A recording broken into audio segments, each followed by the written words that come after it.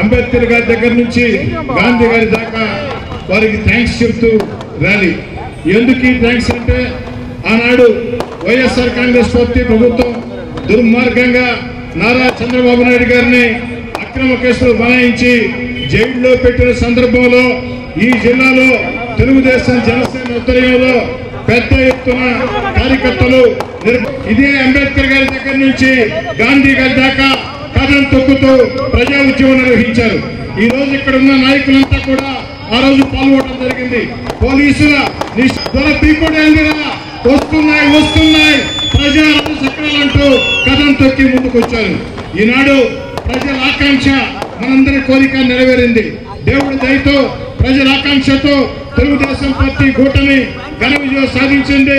Telugu Desam party జాతీయ అందుకే సోమిరెడ్డి గారి ఆధ్వర్యంలో ఈ ర్యాలీలో ముఖ్య అతిథులుగా మంత్రివర్యులు గౌరవ మంత్రివర్యులు పొంగూరు నారాయణ గారు, జిల్లా పార్టీ అధ్యక్షులు అబ్దుల్ అజీజ్ గారు, అదేవిధంగా వెంకటగిరి శాసనసభ్యులు కురుగొండ రామకృష్ణ గారు, తెలుగుదేశం పార్టీ రాష్ట్ర ప్రధాన కార్యదర్శి కోటారెడ్డి శ్రీనివాసరెడ్డి గారు, జిల్లాలో ఉండే నాయకులందరూ కూడా ఇందులో పాల్గొనడం జరిగింది. గత ప్రభుత్వంలో పరిపాలన చూశాను. అరాచక పరిపాలన, సామాన్యుడు బ్రతికే పరిస్థితి లేకుండా ఉండింది. ప్రజలంతా కూడా చూసి వాళ్ళందరూ కూడా దుడ్డు చెప్పారు. 164 సీట్లు గెలిపించారంటే ఎంత ఎక్సైట్ అయ్యారో ప్రజలు, దాన్ని బట్టి అర్థమవుతా ఉంది. మేము అధికారంకి వస్తున్నాం, ఆలోచన చేసుకోండి. మన కార్యకర్తలు చెప్పా మేము అధికారానికి వస్తున్నాం, ఆలోచించుకోండి. ఎవరో నమ్మరా. ఈ రోజు ఏమైంది నా సోదరులను అని మిమ్మల్ని అందరూ అడుగుతున్నా. అత్యధిక ఓట్లతో చంద్రబాబు నాయుడు గారు ముఖ్యమంత్రి అయ్యారని తెలియజేస్తున్నారు. ఈరోజు చంద్రబాబు నాయుడు నాయకత్వంలో ఇంత సభ జరిగిందంటే కేవలం ఆయన నాయకత్వంతో మీద నాకు అభిమానం ఉంది, గౌరవం ఉంది, మంత్రుల మీద గౌరవం ఉంది. మా ముఖ్యమంత్రి అంటే ప్రాణం, మా బాలకృష్ణ అంటే నాకు దైవం. మనల్ని మరీ అవమానపరిచి, మనల్ని మరీ ఇబ్బంది పెట్టి, మనల్ని అనేక ఇబ్బందులు పాలు చేసిన మన కార్యకర్తల్లో ఏ ఒక్కరిని కూడా వదిలిపెట్టి ప్రసక్తే లేదని చెప్పి మనం చేస్తున్నాం. జై తెలుగుదేశం. కార్యకర్తల నాయకత్వం, ఇంకా పెద్దగా కార్యకర్తల నాయకత్వం, కార్యకర్తల నాయకత్వం. మహాత్మా గాంధీ. ఇక్కడున్నాడు కోటు దొంగ. మాకు 11 అన్నాడు, లేచిపోయినాయి 11. జిల్లా స్వీప్. ఇంకో మాట చెప్పేదే, పోయినసారి 2019లో 10 సీట్లలో వాళ్ళకి 2,80,000 వస్తే మనకి 10 సీట్లు వచ్చి 2,80,000 చిల్లర వచ్చింది.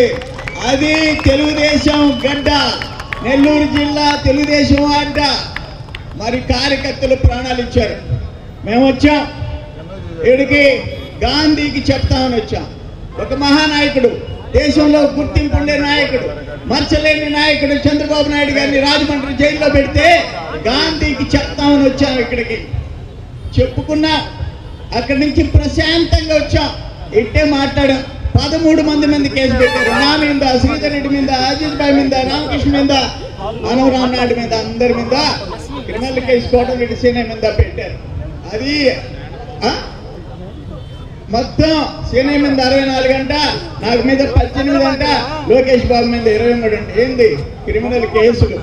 నిన్నే రామకృష్ణ పాపం ఏదో తరిమి హత్య చేపినంట. అది కూడా కురుగుంట రామకృష్ణ మీద కేసు. ఈ అరాచకాలన్నీ చూసాం.